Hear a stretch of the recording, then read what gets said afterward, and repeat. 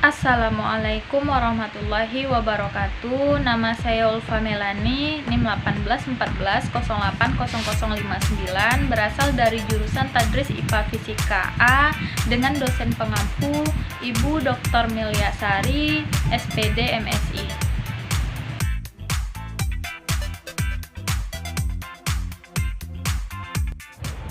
Baiklah teman-teman, pada kesempatan kali ini kita akan membahas tentang konsep dasar penelitian. Yang pertama, kita harus tahu apa itu pola berpikir ilmiah dan non-ilmiah. Secara sederhana, dapat dikatakan pendekatan ilmiah merupakan suatu usaha untuk mencari ilmu pengetahuan dengan menggunakan cara-cara berpikir ilmiah yang didukung dengan langkah tertentu yang bersifat sistematis. Nah, menurut Frankel dan Wallen pada tahun 1993 menyatakan bahwa ada 5 langkah umum dalam berpikir secara ilmiah, yaitu yang pertama identifikasi masalah, merumuskan masalah, memformulasikan hipotesis, memproyeksikan konsekuen atau akibat-akibat yang akan terjadi, serta melakukan pengujian hipotesis. Sedangkan pola pikir non-ilmiah itu yaitu dengan menggunakan akal sehat, pendapat otoritas ilmiah seseorang, intuisi, coba, dan salah. Pembahasan yang kedua, kita akan membahas tentang hakikat, tujuan, dan fungsi penelitian pendidikan. Yang pertama, hakikat penelitian pendidikan. Pada hakikatnya, penelitian atau research sebagai salah satu cara untuk menyelesaikan suatu masalah atau mencari jawaban dari persoalan yang dihadapi secara ilmiah, menggunakan cara berpikir reflektif, berpikir keilmuan dengan prosedur yang sesuai dengan tujuan dan sifat penyelidikan. Nah, yang kedua adalah tujuan penelitian pendidikan, terbagi menjadi 5. Yang pertama, eksplorasi, yaitu penelitian ini memilih tujuan eksplorasi karena 3 macam, yaitu yang pertama, memuaskan keingintahuan awal dan nantinya ingin lebih memahami. Yang kedua, menguji kelayakan dalam melakukan penelitian atau studi yang lebih mendalam nantinya. Yang ketiga, mengembangkan metode yang akan dipakai dalam penelitian yang lebih mendalam hasil penelitian eksplorasi karena penelitian penjelajahan sering dianggap tidak memuaskan. Nah, yang selanjutnya, tujuan dari penelitian pendidikan yang kedua adalah deskripsi, yaitu penelitian deskriptif berkaitan dengan pengkajian fenomena secara lebih rinci atau membedakan dengan fenomena lain. Dan yang ketiga, prediksi. Penelitian prediksi berupaya mengidentifikasi hubungan atau keterkaitan yang memungkinkan kita berspekulasi atau menghitung tentang sesuatu hal, contohnya X, dengan menghitung atau dengan mengetahui berdasarkan hal yang lain atau dilambangkan dengan Y. Nah, yang keempat yaitu eksplanasi. Penelitian eksplanasi yaitu mengkaji hubungan sebab akibat di antara 2 fenomena atau lebih. Dan yang terakhir, fungsi dari penelitian pendidikan yaitu aksi. Penelitian aksi atau tindakan bertujuan untuk menemukan solusi dengan bertindak sesuatu. Penelitian ini umumnya dilakukan dengan eksperimen, tindakan, dan mengamati hasilnya. Berdasarkan hasil tersebut, disusunlah persyaratan solusinya. Nah, sekarang kita masuk ke bagian yang ketiga, yaitu fungsi penelitian pendidikan. Secara umum ada 5 fungsi penelitian, yaitu yang pertama, mendeskripsikan, memberikan data atau informasi. Yang kedua, menerangkan data atau kondisi atau latar belakang terjadinya suatu peristiwa atau fenomena. Yang ketiga, meramalkan, mengestimasi, dan memproyeksi suatu peristiwa yang mungkin terjadi berdasarkan data-data yang telah diketahui dan dikumpulkan. Yang keempat, mengendalikan peristiwa maupun gejala-gejala yang terjadi. Dan yang kelima adalah menyusun teori. Pembahasan berikutnya yaitu tentang pendekatan penelitian kuantitatif, kualitatif, dan gabungan atau mix. Yang pertama, penelitian kuantitatif.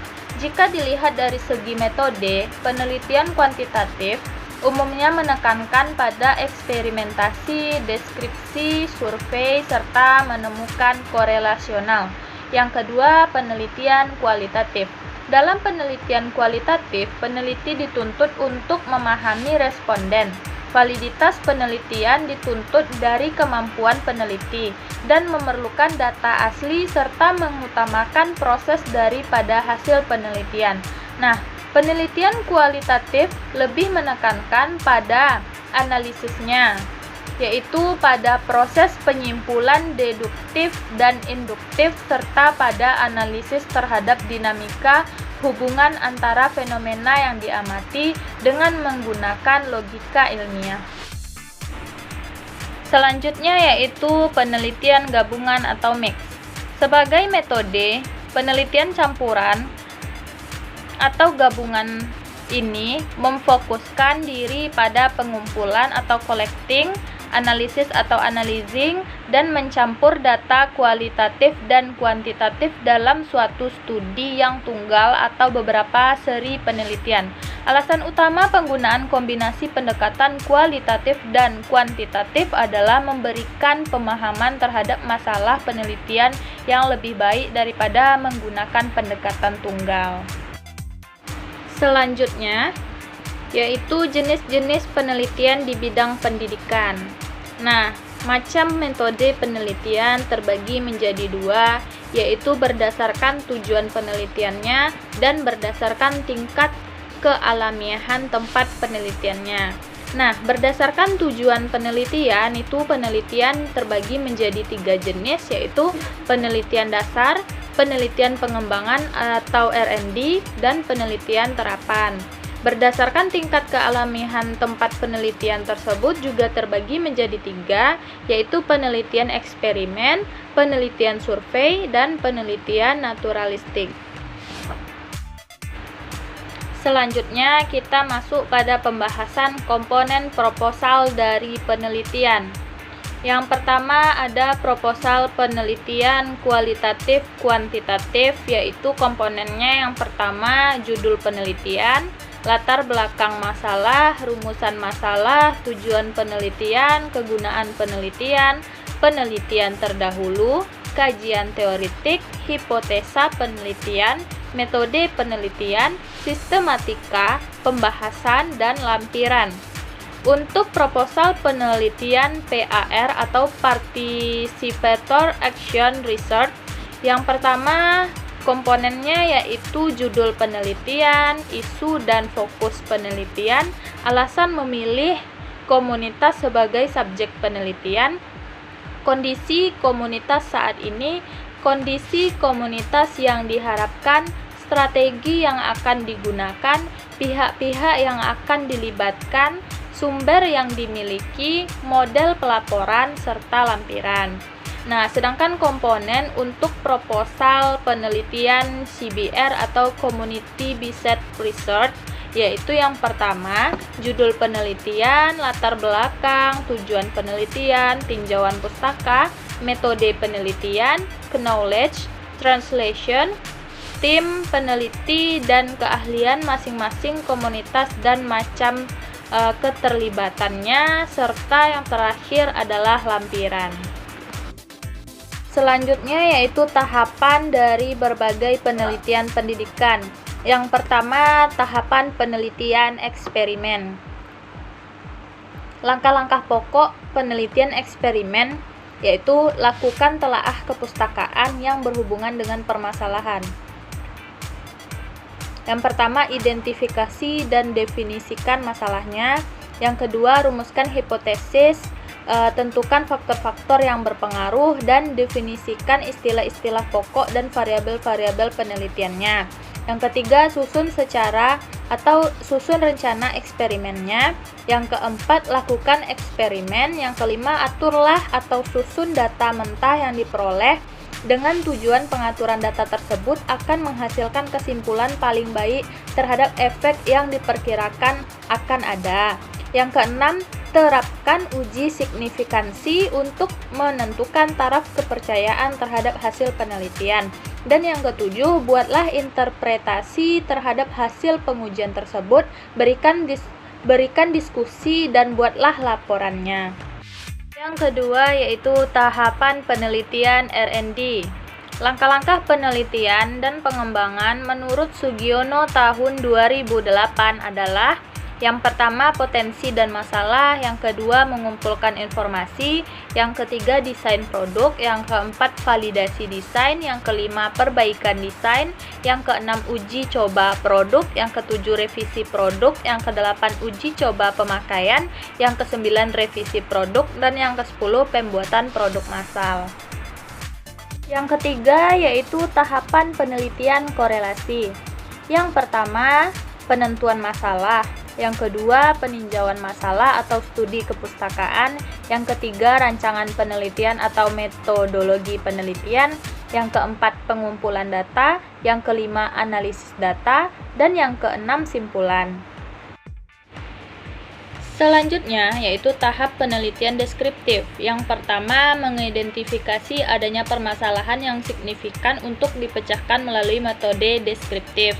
Yang kedua, membatasi dan merumuskan permasalahan secara jelas. Yang ketiga, menentukan tujuan dan manfaat penelitian. Yang keempat, melakukan studi pustaka yang berkaitan dengan permasalahan. Yang kelima, menentukan kerangka berpikir dan pertanyaan penelitian atau hipotesis penelitian. Yang selanjutnya, mendesain metode penelitian yang hendak digunakan termasuk menentukan populasi, sampel, teknik sampling, instrumen pengumpulan data, dan menganalisis data. Selanjutnya, mengumpulkan, mengorganisasikan, dan menganalisis data dengan menggunakan teknik statistik yang relevan. Dan yang terakhir, membuat laporan penelitian. Selanjutnya yaitu tahap penelitian PTK. Penelitian tindakan kelas merupakan proses pengkajian melalui sistem berdaur atau siklus dari berbagai kegiatan pembelajaran. Prosedur PTK dilaksanakan dengan 4 kegiatan utama atau tahapan, yaitu yang pertama plan atau perencanaan, di mana terdapat di dalamnya identifikasi masalah, analisis masalah, perumusan masalah, formulasi solusi, persiapan pelaksanaan, dan yang kedua tahapannya yaitu action atau tindakan, yang ketiga observation atau pengamatan, dan yang keempat itu reflection atau refleksi. Selanjutnya tahapan penelitian mix. Pada tahapan penelitian mix ini hanya terdapat 4 tahap. Yang pertama timingnya yaitu waktu, weighting atau bobot, mixing atau pencampurannya, dan theorizing yaitu teorisasinya. Dan selanjutnya tahapan penelitian kepustakaan. Yang pertama, peneliti perlu mempelajari ketentuan atau peraturan yang dipergunakan oleh perpustakaan di mana penelitian dilakukan. Selanjutnya, peneliti harus mengetahui sistem pelayanan perpustakaan tersebut. Penelitian perlu juga mengetahui bentuk dan jenis bahan pustaka yang dimiliki perpustakaan yang bersangkutan. Penelitian perlu juga mengetahui bentuk dan jenis bahan pustaka yang dimiliki perpustakaan yang bersangkutan. Peneliti harus mencari informasi yang diperlukan melalui katalog dan pembuatan catatan-catatan. Nah, materi yang terakhir pada konsep dasar penelitian yaitu hambatan dalam penelitian pendidikan dan solusinya. Hambatan yang terdapat dalam penelitian pendidikan yaitu kurang mampu meneliti dan menulis hasil penelitian, tidak adanya panduan penulisan penelitian, tidak adanya biaya penelitian, kurangnya sarana penunjang penelitian. Dan solusinya yaitu sosialisasi guru sebagai tenaga profesional dan memotivasi guru untuk melaksanakan penelitian pendidikan.